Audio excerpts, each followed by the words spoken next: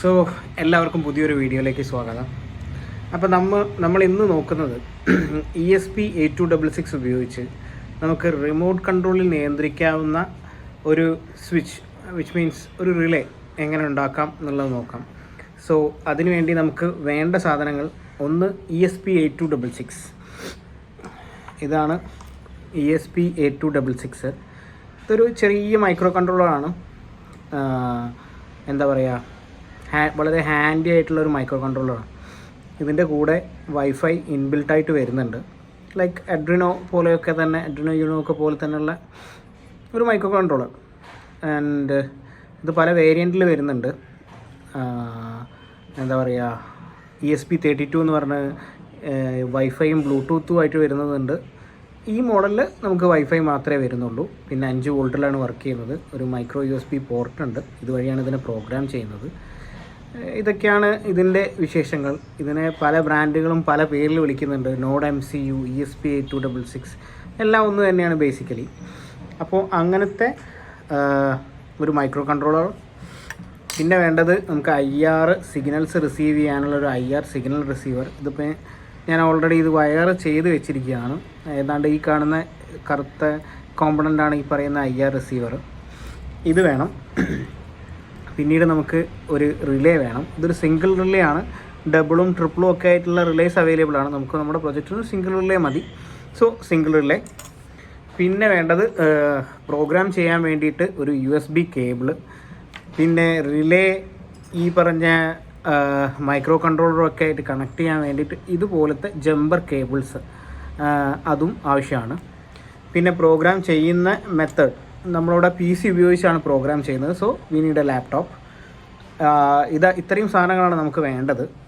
അപ്പോൾ ആദ്യം നമ്മൾ ചെയ്യുന്നത് എങ്ങനെയാണെന്ന് വെച്ച് കഴിഞ്ഞാൽ, ഒരു ടെസ്റ്റ് പ്രോഗ്രാമിനെ നമ്മൾ മൈക്രോ കൺട്രോളറിലേക്ക് ഇൻജെക്റ്റ് ചെയ്യും, പ്രോഗ്രാം ചെയ്യും. അതിനുശേഷം നമ്മൾ റിമോട്ട് കൺട്രോൾ ഉപയോഗിച്ചിട്ട് നമുക്ക് വേണ്ട വേണ്ട ബട്ടൺ ഏതാണോ ആ ബട്ടൺ പ്രസ് ചെയ്തതിന് ശേഷം ആ സിഗ്നൽ നമുക്ക് ആ പ്രോഗ്രാമിൽ കാണിക്കും, സീരിയൽ മോണിറ്ററിൽ കാണിക്കും.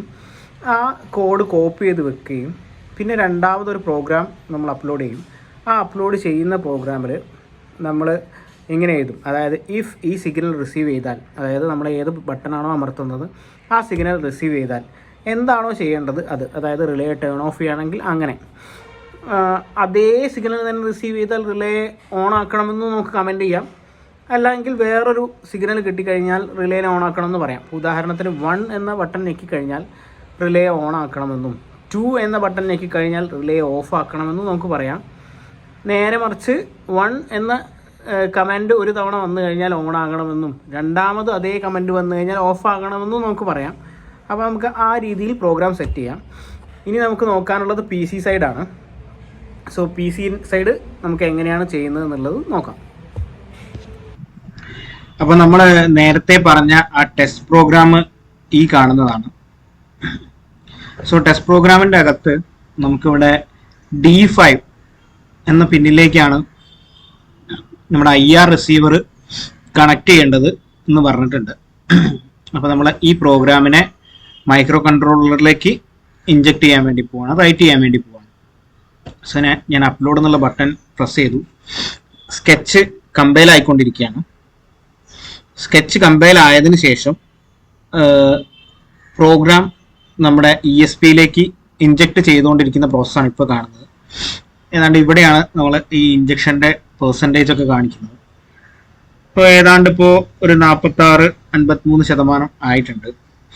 സോ ഈ ഇഞ്ചക്ഷൻ പ്രോസസ്സ് കഴിഞ്ഞതിന് ശേഷം ആണ് നമ്മൾ സീരിയൽ മോണിറ്ററിൽ ഈ പറഞ്ഞ ഡാറ്റ റിസീവ് ചെയ്യാൻ വേണ്ടി നോക്കുക.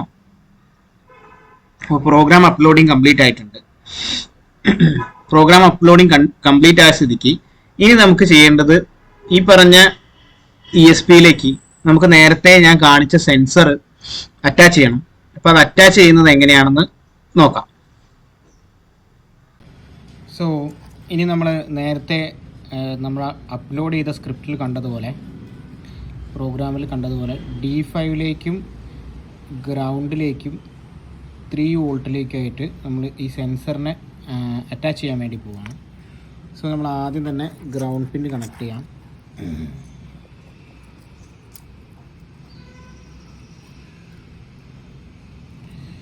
ആദ്യം നമ്മൾ ഗ്രൗണ്ട് പിന്ന് കണക്ട് ചെയ്തു. അതിനുശേഷം നമ്മൾ ഗ്രൗണ്ട് പിന്ന് തൊട്ട് മുകളിലുള്ളതാണ്. ഗ്രൗണ്ട് പിന്ന് കണക്ട് ചെയ്തു. അതിനുശേഷം നമ്മൾ യെല്ലോ കളറാണ് നമുക്ക് 3 വോൾട്ടായിട്ട് കൊടുക്കേണ്ടത്. സോ യെല്ലോ കളർ പിന്നെ നമ്മൾ കണക്ട് ചെയ്തു.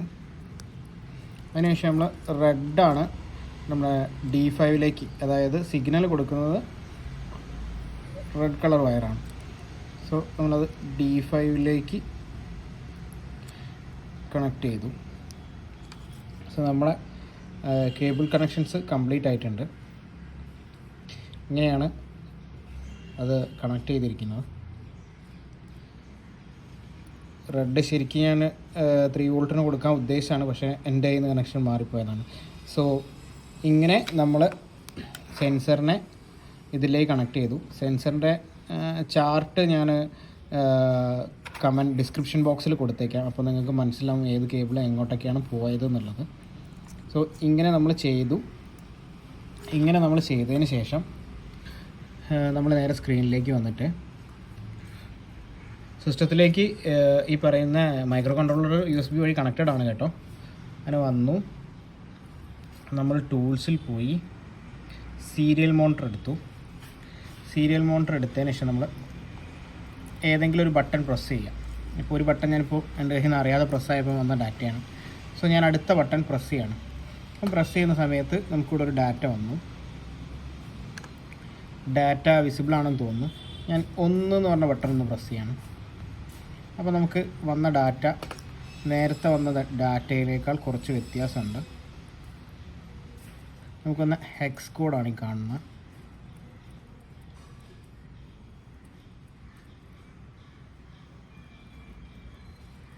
നമ്മൾ വേറൊരു ബട്ടൺ ഞെക്കുകയാണെന്നുണ്ടെങ്കിൽ നമ്മുടെ കോഡ് മാറി.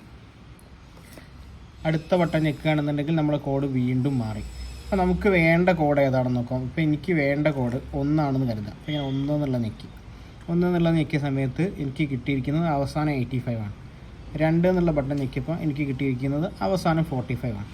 അപ്പോൾ ഞാൻ എന്താ ചെയ്യാൻ പോകുന്നതെന്ന് വെച്ച് കഴിഞ്ഞാൽ ഒരു നോട്ട് പാഡ് എടുത്തിട്ട് ഇതിനെ സേവ് ചെയ്ത് വെക്കും. നോട്ട് പാഡ് എടുത്തു, 1 എന്നുള്ള ബട്ടൺ അടിച്ചു. ഒരു കോഡ് എനിക്ക് കിട്ടി.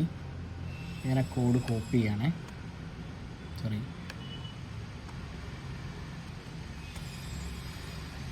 അവിടെ എന്തൊരു പ്രശ്നം പറ്റി. അപ്പോൾ നമ്മൾ ഒന്നും കൂടി സീരിയൽ മോണിറ്റർ എടുക്കുന്നു, 1 എന്നുള്ള ബട്ടൺ അടിക്കുന്നു.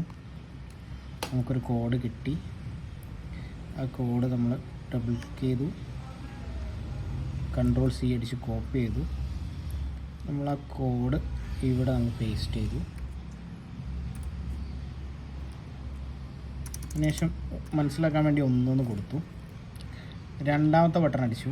അപ്പോൾ നമുക്ക് പുതിയ കോഡ് കിട്ടി. ആ കോഡ് നമ്മൾ കോപ്പി ചെയ്തു. വീണ്ടും നോട്ട് പാഡിലേക്ക് വന്നു. ആ കോഡ് നമ്മൾ പേസ്റ്റ് ചെയ്തു. മനസ്സിലാക്കാൻ വേണ്ടി 2 എന്ന് കൊടുത്തു. സോ ഈ പരിപാടിയാണ് നമുക്ക് ടെസ്റ്റ് പ്രോഗ്രാമിലൂടെ നമ്മളിപ്പോൾ ചെയ്തത്. അതായത് റിമോട്ട് കൺട്രോളിൽ 1 അടിക്കുന്ന സമയത്ത് ഏത് കോഡാണ് വരുന്നതെന്ന് നമുക്കറിയില്ല. ആ കോഡിനെ ഐഡൻറ്റിഫൈ ചെയ്യുക എന്നുള്ളതാണ് റിമോട്ട് ടെസ്റ്റ് പ്രോഗ്രാമിൻ്റെ ദൗത്യം. അപ്പോൾ ആ ദൗത്യം ടെസ്റ്റ് പ്രോഗ്രാമിൻ്റെത് കഴിഞ്ഞിരിക്കുന്നു. അപ്പോൾ ഇനി നമ്മൾ ചെയ്യാൻ പോകുന്നത്, നമ്മുടെ കയ്യിൽ ഈ 2 കോഡ്സ് അവൈലബിൾ ആണ്. ഇന്നത്തെ റിമോട്ടിൻ്റെ കോഡുകളൊക്കെ നമ്മൾ സെലക്ട് ചെയ്ത് വെച്ചു. അതിനുശേഷം നമ്മൾ ഒറിജിനൽ പ്രോഗ്രാം എടുക്കുകയാണ്. ഇതിനെ കോപ്പി ചെയ്തതിന് ശേഷം നമ്മൾ അഡ്രിനോയിലേക്ക് പേസ്റ്റ് ചെയ്ത് നമ്മൾ മുകളിലോട്ടേക്ക് നോക്കിക്കഴിഞ്ഞാൽ നമുക്ക് ഇവിടെ കാണാം ടാർഗറ്റ് കോഡ്. ഈ ടാർഗറ്റ് കോഡിലേക്കാണ് നമുക്ക് ഈ നേരത്തെ നമ്മൾ എടുത്തു വെച്ച ഈ കോഡുകളിൽ ഏതെങ്കിലും ഒന്ന് പേസ്റ്റ് ചെയ്യേണ്ടത്. അപ്പോൾ നമ്മളെ പ്രോഗ്രാം ലോജിക്ക് വർക്ക് ചെയ്യുന്നത് എങ്ങനെയാണെന്ന് വെച്ച് കഴിഞ്ഞാൽ ഈ കോഡ് റിസീവ് ചെയ്ത് കഴിഞ്ഞാൽ ഡിവൈസ് ഓൺ ആവുകയും ഈ കോഡ് രണ്ടാമത്തെ തവണ റിസീവ് ആയി കഴിഞ്ഞാൽ ഡിവൈസ് ഓഫ് ആകുകയും ചെയ്യണമെന്നാണ് നമ്മളിപ്പോൾ ഇവിടെ കൊടുത്തിരിക്കുന്നത്. അപ്പോൾ എന്താ സംഭവിക്കാന്ന് വെച്ച് കഴിഞ്ഞാൽ റിലേ കണക്ട് ചെയ്ത് കഴിഞ്ഞാൽ റിലേ ഓൺ സ്റ്റേറ്റിലായിരിക്കും ഉണ്ടാവുക. നമ്മൾ 1 എന്ന് പറഞ്ഞ ബട്ടൺ റിമോട്ടിൽ ഞെക്കുമ്പോൾ ആ റിലേ ഓഫ് ആവുകയും വീണ്ടും 1 പറഞ്ഞ ബട്ടൺ ഞെക്കുമ്പോൾ ആ റിലേ ഓൺ ആകുകയാണ് സംഭവിക്കാൻ പോകുന്നത്. അപ്പോൾ അടുത്ത സ്റ്റെപ്പായിട്ട് നമുക്ക് നമ്മുടെ ESP8266 റിലേ കണക്ട് ചെയ്യാം. എന്നിട്ട് നമ്മുടെ പ്രോഗ്രാം സക്സസ്ഫുൾ ആയിട്ട് വർക്ക് ചെയ്യുന്നുണ്ടോ എന്ന് നോക്കണം. സോ അതിന് മുന്നേ ആയിട്ട് നമുക്ക് ഈ പ്രോഗ്രാമിനെ വീണ്ടും ESP8266 ഇഞ്ചെക്ട് ചെയ്യണം. സോ ഞാൻ ആ ഇഞ്ചക്ഷൻ പ്രോസസ്സാണ് ഇപ്പോൾ ഇവിടെ ചെയ്യുന്നത്. നമുക്ക് ഈ പ്രോസസ്സ് നടക്കുന്ന സമയത്ത് നമ്മുടെ പ്രോഗ്രാമിൽ എന്തെങ്കിലും എറേഴ്സ് ഒക്കെ ഉണ്ടോ എന്നുണ്ടെങ്കിൽ അതറിയാൻ വേണ്ടി സാധിക്കും. ഭാഗ്യത്തിന് നമുക്ക് എറേഴ്സ് ഒന്നുമില്ല, പ്രോഗ്രാം റൈറ്റ് ചെയ്യാൻ വേണ്ടി തുടങ്ങിയിട്ടുണ്ട്. സോ ഈ അപ്ലോഡിങ് കംപ്ലീറ്റ് ആയി കഴിഞ്ഞ് കഴിഞ്ഞാൽ നമുക്ക് റിലേ കണക്ട് ചെയ്ത് നോക്കാം. അതിനുശേഷം റിമോട്ടിലെ 1 എന്ന ബട്ടൺ അടിച്ചിട്ട് നമ്മുടെ പ്രോഗ്രാം സക്സസ്ഫുള്ളി റൺ ആയിട്ടുണ്ടോ എന്നുള്ളത് നോക്കാം.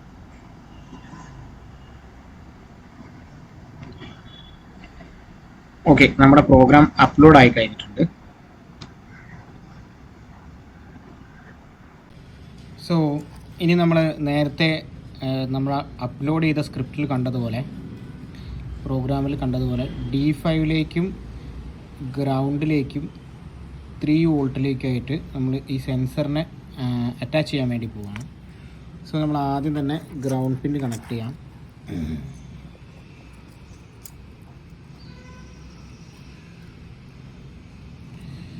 ആദ്യം നമ്മൾ ഗ്രൗണ്ട് പിന്ന് കണക്ട് ചെയ്തു. അതിനുശേഷം ഗ്രൗണ്ട് പിന്ന് തൊട്ട് മുകളിലുള്ളതാണ്. ഗ്രൗണ്ട് പിന്ന് കണക്ട് ചെയ്തു.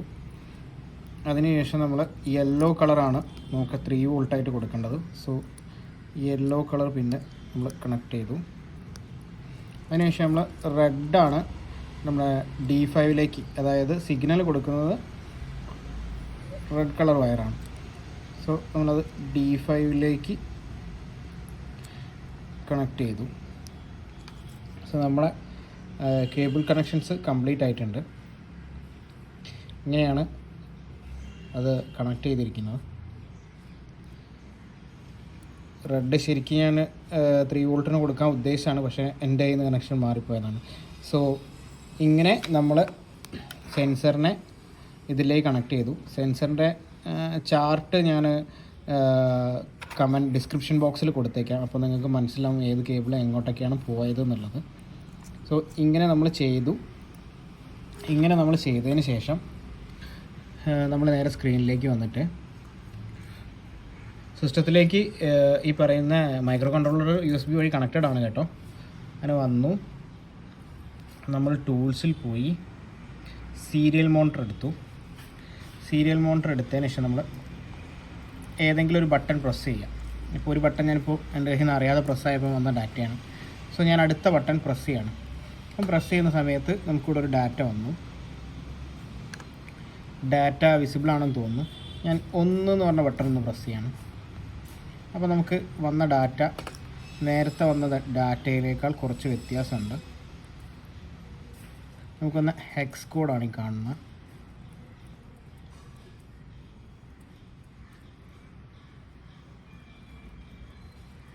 നമ്മൾ വേറൊരു ബട്ടൺ ഞെക്കുകയാണെന്നുണ്ടെങ്കിൽ നമ്മുടെ കോഡ് മാറി. അടുത്ത ബട്ടൺ ഞെക്കുകയാണെന്നുണ്ടെങ്കിൽ നമ്മുടെ കോഡ് വീണ്ടും മാറി. അപ്പോൾ നമുക്ക് വേണ്ട കോഡ് ഏതാണെന്ന് നോക്കാം. ഇപ്പോൾ എനിക്ക് വേണ്ട കോഡ് 1 ആണെന്ന് കരുതാം. അപ്പോൾ ഞാൻ 1 എന്നുള്ള ഞെക്കിയ സമയത്ത് എനിക്ക് കിട്ടിയിരിക്കുന്നത് അവസാനം 85 ആണ്. 2 എന്നുള്ള ബട്ടൺ ഞെക്കിയപ്പോൾ എനിക്ക് കിട്ടിയിരിക്കുന്നത് അവസാനം 45 ആണ്. അപ്പോൾ ഞാൻ എന്താ ചെയ്യാൻ പോകുന്നതെന്ന് വെച്ച് കഴിഞ്ഞാൽ ഒരു നോട്ട് പാഡ് എടുത്തിട്ട് ഇതിനെ സേവ് ചെയ്ത് വെക്കും. നോട്ട് പാഡ് എടുത്തു, 1 എന്നുള്ള ബട്ടൺ അടിച്ചു. ഒരു കോഡ് എനിക്ക് കിട്ടി. ഞാൻ ആ കോഡ് കോപ്പി ചെയ്യണേ. അവിടെ